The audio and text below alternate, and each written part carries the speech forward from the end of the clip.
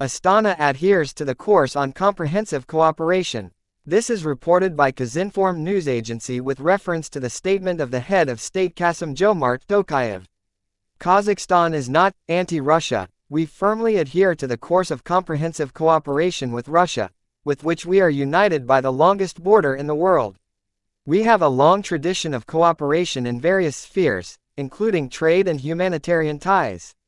With regard to sanctions, I noted at the recent session of the UN General Assembly and in other speeches that sanctions confrontation is absolutely counterproductive from the point of view of improving international relations, which have been eroded by the aggravation of the global situation.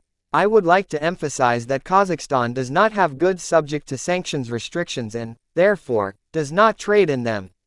Kazakhstan is also not involved in the so-called parallel imports to Russia.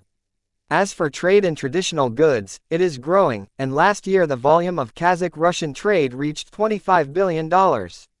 Recently, Astana successfully hosted the Innoprom exhibition, which was visited by a representative Russian delegation headed by Prime Minister Mikhail Mishustin.